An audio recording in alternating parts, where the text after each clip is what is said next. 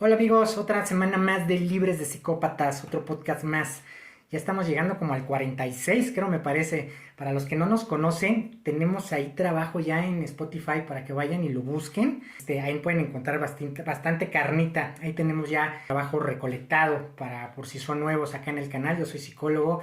Mi terapia es cognitivo-conductual, esa es mi metodología. Se puede decir que somos especialistas en todo lo que es trastornos de la personalidad, todo lo que es abuso, todos los que son derivados por el narcisismo, por el tema antisocial, por la sociopatía y en general todo el tipo de abuso, lo que viene siendo tema sexual, mobbing, bullying. Entonces acá todo eso lo vemos, estamos especializados en eso. Hay muchas preguntas todavía que nos quedaron pendientes de la semana pasada que no les pude contestar, para que vean que sí abro los correos, abro el correo, sí veo el Instagram.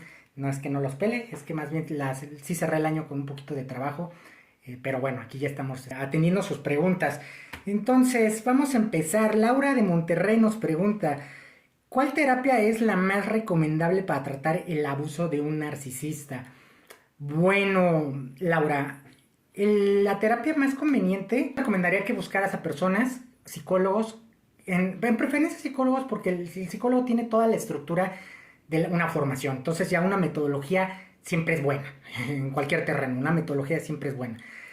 Que sepan en trauma. No, eso sí, creo que te lo da la experiencia. Bueno, acá en mi caso particular me lo dio no la formación académica, me lo dio la experiencia, la talacha, el estar ya en el trabajo. Ahí fue donde me capacité, me capacitaron y bueno, ya estuve en la talacha trabajándolo. Pero si busca una persona que tenga que trabaje con trauma específicamente, porque eso es lo que nos va a ayudar a mejorar en las sesiones. Y también algo bien importante, que también me llegan muchos acá con esa problemática.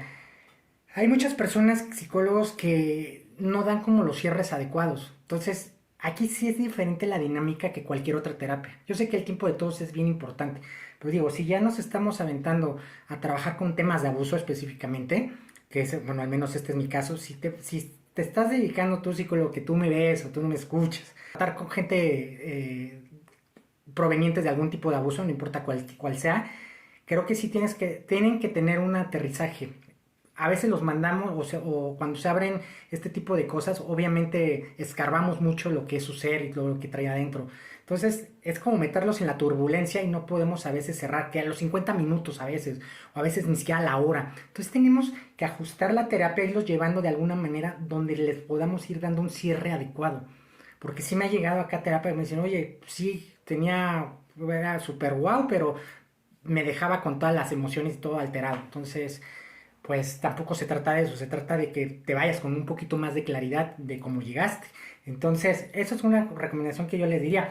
Otra cosa que yo también te podría decir, Laura, es busca a personas que sepan, no importa la metodología, pueden buscarte a una persona que sea PNL y es bueno, una persona con hipnosis es muy buena para este tipo de casos.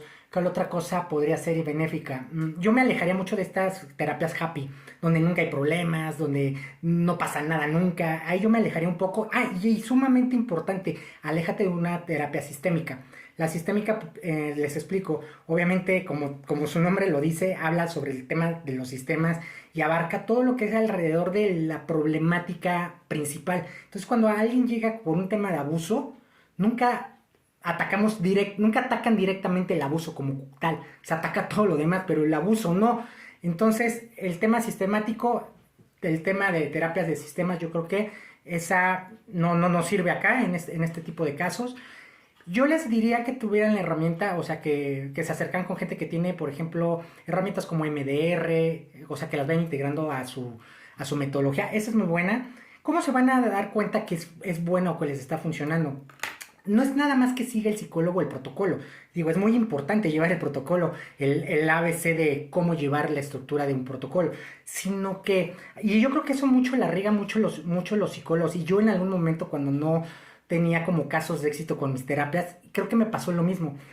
Aprendí todo, o sea, como robotito, en la academia aprendí todo, el ABC de ciertas cosas, y yo quería meter, o bueno, yo creo que muchos quieren meter al paciente, y ese es un gran problema, porque más bien no.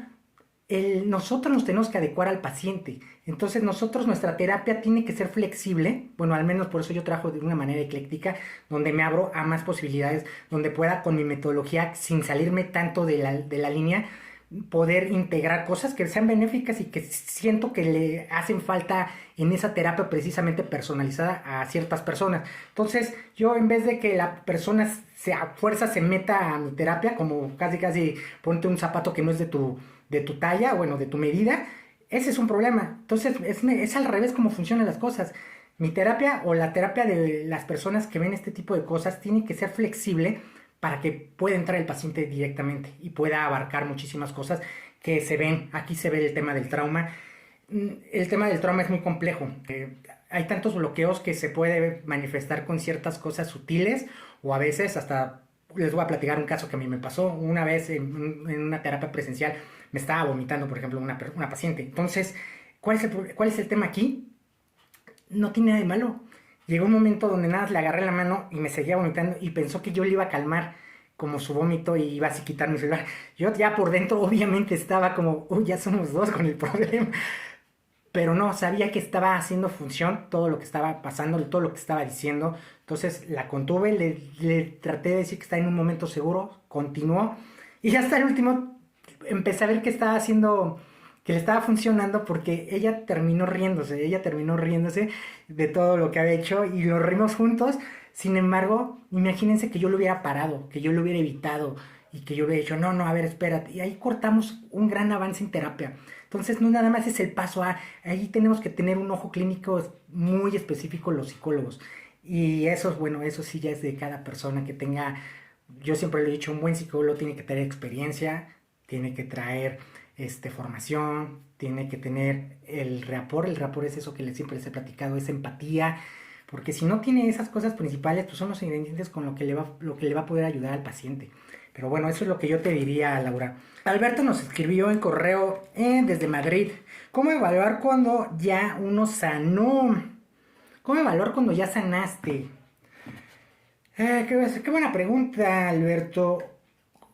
Lo podemos evaluar de muchas formas. Cuando se trata, por ejemplo, específicamente de casos de narcisismo, psicopatía, no sé si les ha pasado, pero a todos les pasa y es natural, no se espanten cuando empiezan a ver, cuando estudian todo lo que es las características y cuando empiezan a ver, no sé, contenidos, o cuando empiezan ustedes a ver que su perpetrador, su abusador empieza a hacer muchas conductas dañinas, pues a todos nos vuela, cualquier persona.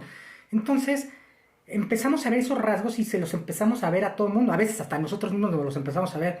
Entonces, cuando nosotros vemos por todos lados psicópatas o todos los lados vemos narcisistas, ojo, o sea, sí hay muchísimos, o sea, eso sí también quiero aclarar, sí hay muchísimos, pero cuando estamos viendo ya extremadamente por todos lados psicópatas y narcisistas, pero con una manera ya de paranoia, ahí es cuando todavía se podría decir que todavía no hemos sanado. Podrás haber trabajado, pero habrá pasado el tiempo, pero no sanado completo. Cuando tú no sanas, entiende que, bueno, no importa si el vecino o el que, no sé, el taxista, etcétera, es psicópata o narcisista, no importa tanto, porque no te está afectando directamente y nunca lo vamos a saber. Acuérdense que este tema cubierto, desgraciadamente, a los únicos que les afecta es a las personas que intimidan, que son sus fuentes principales. Entonces, si ya viste a una persona, si tú vas a hacer un negocio para una amistad, o vas a hacer una amistad, o vas a vincularte con una persona, eso sí, chécalo mucho.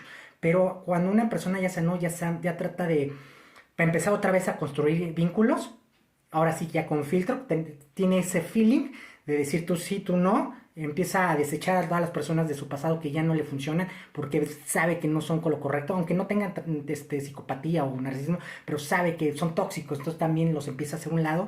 Creo que es con la manera que te puedes dar cuenta. Espero haberte contestado, Alberto. Cristina de Argentina.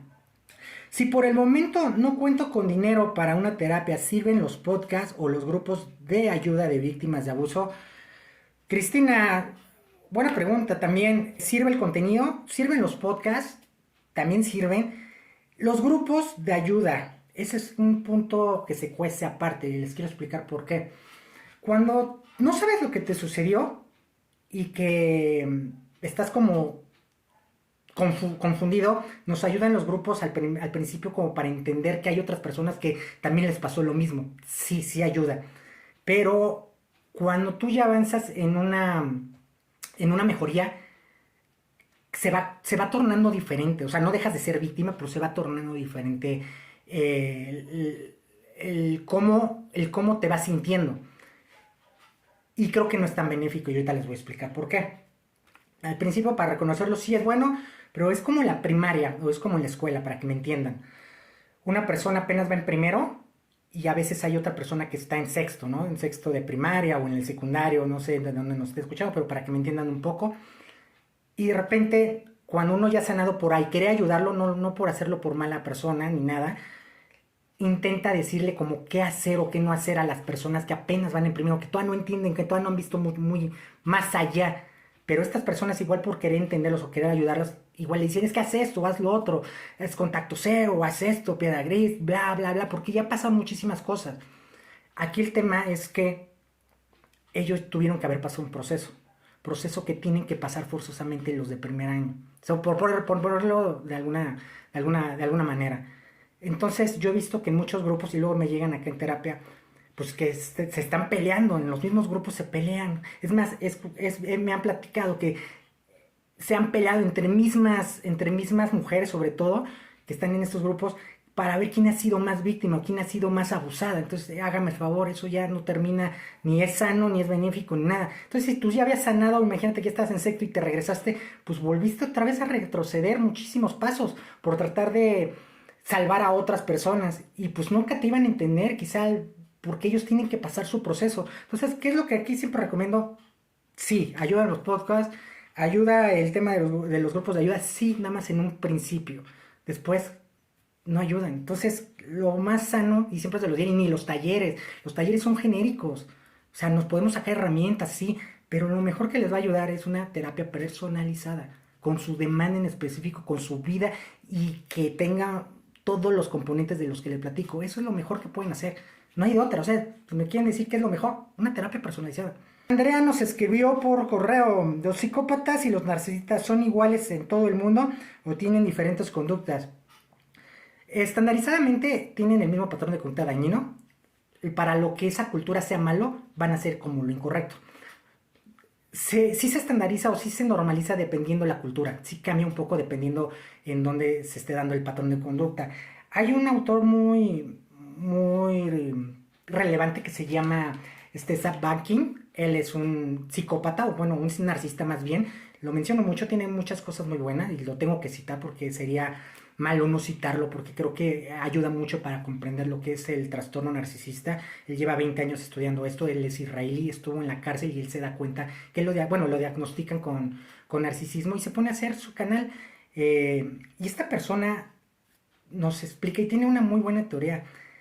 Dice que por azares del destino, la mayoría de los países que no son occidentalizados son los que menos trastornos tienen. Digo, habría que checarlo, habría que ver cómo habría que estudiar un poquito, tendrá que ver unos papers, algo científico para que lo corrobore, pero su hipótesis no es mala.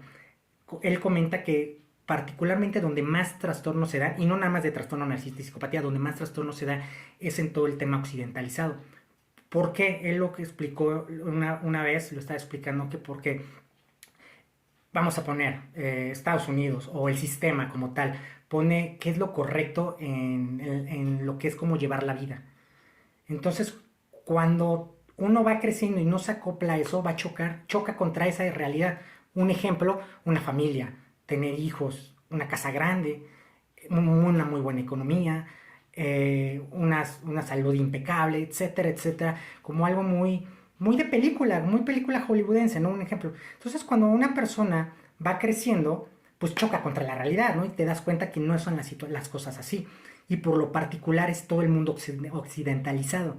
Y de ahí surge el DSM-5, que precisamente la APA está en Estados Unidos, que es la que mide todos estos temas. Entonces, valga la redundancia, ellos podría decirse que igual muchos trastornos se los crean y también tienen su mismo medicamento ellos mismos. Por eso yo siempre no confío mucho tampoco porque es un negociazo también la cuestión económica con lo que son los fármacos psiquiátricos y bueno, y de doctores, etcétera, porque es muy buena lana. Entonces se crean unos trastornos de algún lado, pero pues de todos modos es benéfico para ellos en cuestión económica. Entonces, digo, puede escuchar como muy conspiranoico, pero tiene algo de realidad. La verdad es que sí tiene algo de realidad. Yo muchas veces me he encontrado con este tipo de circunstancias y precisamente son todos los países occidentalizados. Háblese Japón, háblese Israel, háblese Europa, háblese obviamente México, de México para abajo hasta Argentina. Obviamente todos esos países occidentales son los que tenemos más problemáticas de trastornos y seguramente es por querer encajar con una vida pues que es invivible, vaya, que no es sostenible. Patricia de Mérida, ¿trabajas únicamente temas de abuso y necesito algo de adicciones? Que si trabajo únicamente con temas de abuso, no, no Patricia, de hecho, como te comentaba hace ratito, yo trabajo, mi terapia es cognitivo-conductual en lo normal, se puede decir, bueno, atiendo niños, adultos, pueden ser fobias, pueden ser adicciones, etcétera, etcétera, etcétera. Pero ya en lo que estoy especializado es en todo el tema de narcisismo, psicopatía, ese es como mi fuerte, vaya, es como mi especialidad, por si tenías la duda. Y pues bueno, la siguiente, creo que nos vamos a aventar el último podcast con preguntas, y ya, porque ya quiero abarcar otros temas que son bien interesantes y que quiero compartirles para la siguiente semana, bueno, dentro de 2 semanas, porque todavía tengo un poquito más de preguntas, pero se las yo creo que lo vamos a hacer para el siguiente podcast, para ir contestando y sacando las demás dudas que vayan teniendo. Espero haberles contestado a todas las personas que nos escribieron. Gracias. Síganos escribiendo. Ya vieron que sí los leo. Y pues bueno, espero que tengan una muy bonita semana. Libres de psicópatas, vaya. Escúchenos igual, ya saben, como siempre, donde sea de su preferencia. Yo empecé a subirlos en YouTube, pero donde siempre es de cajón, siempre lo van a encontrar. Y completos, todo desde que empezamos es en Spotify, entonces hay para que vayan y también nos ayudan mucho siguiendo, suscribiendo, compartiendo, para que le lleguen a muchísimas personas esta información que crean que le haga falta. Y pues bueno, les mando un gran saludo y pues los dejo, que tengan muy bonita semana, nos vemos.